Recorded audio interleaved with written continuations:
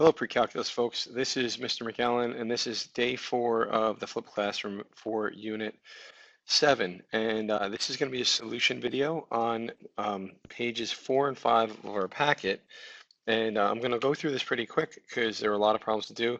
So please fast forward to the part of the solutions that you need help with after, of course, you try it on your own. So on the first one, I'm just going to follow the directions as far as what the problem is stating to do. So we're going to FOIL these. So when we FOIL this binomial by this binomial, the first term is 1. The outer term is going to be plus sine of b. The inner term is going to be minus sine of b. And the last term is going to be minus sine squared of b, because that would be sine of b times sine of b. The outer and inner terms cancel, and you're left with 1 minus sine squared of b. And the goal of this problem is to show how you get to cosine squared of b. And using our Pythagorean identity right here, we could see that that would equal cosine squared of b. The next problem is to FOIL this one. I'm going to FOIL it above it. So we have cosecant squared of x plus cosecant of x minus cosecant of x minus 1. These terms cancel again, and we have cosecant squared of x minus 1. And if you look at your Pythagorean identities again, you'll see that the second identity, if you move the 1 over to the other side, this will equal cotangent squared of x. The last one for the foiling is you have 1 for the first. You have, for the outer, you have cotangent of x minus cotangent of x. For the inner, you have tangent of x. And for the last, you have minus cotangent of x tangent of x. Now, you're expecting the same things to happen that happen in 1 and 2, but in this case, because we're just trying to get to this relationship, tangent of x minus cotangent, if you look at this multiplication of a tangent function times its reciprocal, that equals 1. So essentially you can replace this, say 1 minus cotan of x plus tan of x minus 1, and that cancels that, leaving the terms needed to show number 3. Moving right along, factor and reduce. So on the top, I'm going to rewrite the top of that as sine of x plus 5, sine of x minus 5, because that's the difference of squares, just like we did on the worksheet before. And on the bottom, this is a perfect square trinomial.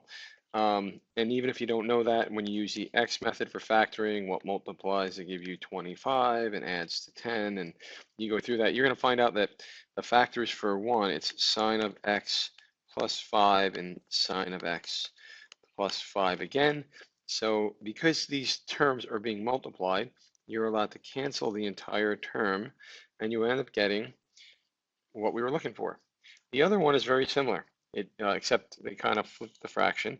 So the top is going to be the cosine of x plus 7. I'm sorry, cosine of x minus 7 times the cosine of x minus 7.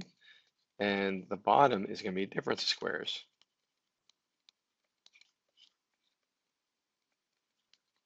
And this is all, we did this factoring worksheet at the beginning of class today, which helped us kind of get into this mode of learning how to factor trinomial trigonometric terms.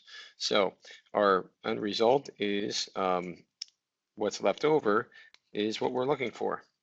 So now multiple choice questions. Cotangent times secant of x is equivalent to, well, this is a type of problem like we did yesterday, where you want to change sines and you want to change everything to sines and cosines.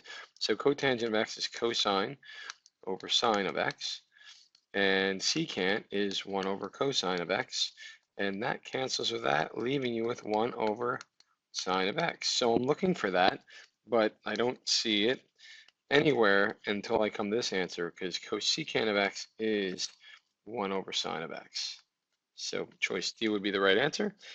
Cosine squared of x minus 1. Well, I would first start looking at Pythagorean identity, sine squared of x plus cosine squared of x. equals 1, and then I would try to rearrange terms. So if I bring the 1 to the other side, I subtract 1 from both sides, and I have, sine squared of x here, and then I subtract sine of x, sine squared of x, you see that this is equal to negative sine squared of x, and that would be choice C. The last one is asking us to find which one is equivalent. So I have a difference of squares, so that would just be sine of x plus cosine of x, sine of x minus cosine of x, and that would equal choice C. Now, a lot of people are going to choose that because it looks so close to the Pythagorean identity, but that's a minus sign, it's not a plus sign. Moving on to the next page. All of these problems we have to simplify 1 through 6. So when you see this right here, 1 minus cosine squared of x, I'm just going to pause the video and bring the identity card for us to refer to. So hold on 1 second. Okay, so I brought the identity card down, and 1 minus cosine squared of x comes from this identity. By manipulating that identity, you have just sine squared of x times cotangent squared of x, and now we have to simplify it. So sine squared of x and cotangent is cosine squared of x. Cotangent squared of x is cosine squared of x over sine squared of x, and now you can see that that cancels with that, and our simplified answer is cosine squared of x. So that's my first choice, or first answer. And now here we're going to simplify these. And just a word to the wise, secant and cosine are both reciprocal identities, so I know they cancel each other out and make 1. So this just goes to tangent squared of a, and then we'll move on from there. That's simplified. Here I have cosecant, I have cosine, I have tangent. So I'm going to write this, because cosecant and cosine are not reciprocals, I'm going to just write it out as 1 over sine of b. And then I have cosine of b, and then tangent is sine of b over cosine of b. So now you can see which ones cancel. Everything cancels, and we're left with 1. That was handy. Number 4, we're going to do the same thing. We have cosine of x, we have sine of x over cosine of x, and we have sine of x. So you can see the cosines will cancel, and we're left with 1, sine squared of x. Okay, so now we're on another problem, number 5. And I said to people in class that this one is probably the most challenging problem that we would face. So I'm hoping you guys give this one a shot before you actually check the solution. So what I'd like you to do now is just in this problem for number 5, pause the video, but all I want you to do is change everything to sines and cosines. So I'm going to write pause. I'm going to wait for you to change everything in that problem to sines and cosines, and then we'll come back and talk about what we do.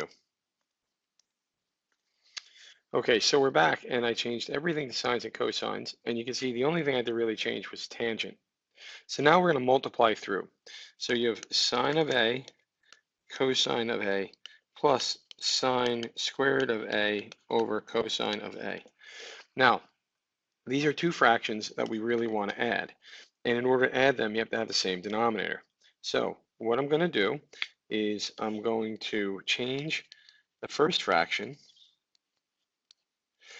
So I'm going to put a cosine of a in the top and the bottom so I can add the fractions. So I introduce in the bottom a cosine of a term. That now makes me able to add sine squared of a over cosine of a from the second fraction. As a result, you end up getting a, when you add these two fractions together, I'm just going to go down here under this problem for a moment. You get sine of a cosine squared of a plus sine squared of a all over cosine of a.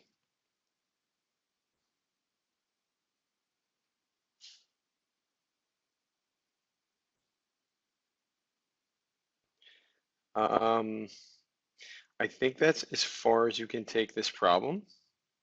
Oops, I made another little mistake. Let me just go back. This sine of a got multiplied by that term and that term. So this should be sine cubed of A. So this is sine cubed of A. Now I can factor out I'm going to go to the next step over here. I can factor out a sine of A from the top, and I have cosine squared of A plus sine squared of A all over cosine of A. And I don't know if you realize this right now, but sine squared plus cosine squared is 1. So my final answer is sine of A over cosine of A, and you can just write the answer to that as tangent of A. That was a lot of work, but that's why I said to you in class, I said this is one that will definitely push us to new levels. So we may want to discuss that tomorrow in class, or we're going to be doing some more work in class on that one. So, or on that type of problem. I'm just going to clean up this mess, and then we'll work on the last few with factoring. So I'll be back in a moment. Okay, and the last few problems just deal with factoring. So if you look at number 1, this is just going to be cotangent of x plus cosecant of x times cotangent of x plus cosecant of x. If you factor this out like we did before on the worksheet earlier today, then those are your two factors. This one down below, you would factor this as 1 plus sine of x, 1 minus sine of x.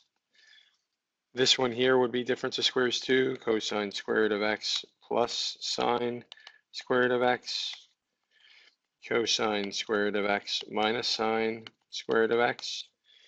And some people would say to change this first term to 1 times cosine squared of x minus sine squared of x using Pythagorean identity. This one right here, you would say 3 plus secant of x, 3 minus secant of x because of difference of squares. Number 4, you would factor that to sine of x plus cosine of x, sine of x plus cosine of x. They're both pluses because that's what you need to make 2 sine of x cosine of x. And this last one is tan of x minus 10, tan of x minus 10. I hope this solution video has helped you navigate some of the problems that you were working on. And I know I left off number 6, and number 5 was kind of a hasty, well, we really need more space to do that one. So I'll be publishing either a video or working on that one for class for you for tomorrow. But hopefully this video has helped explain some of the things that we were doing in class today, just in terms of checking your solutions. Thank you and have a good day.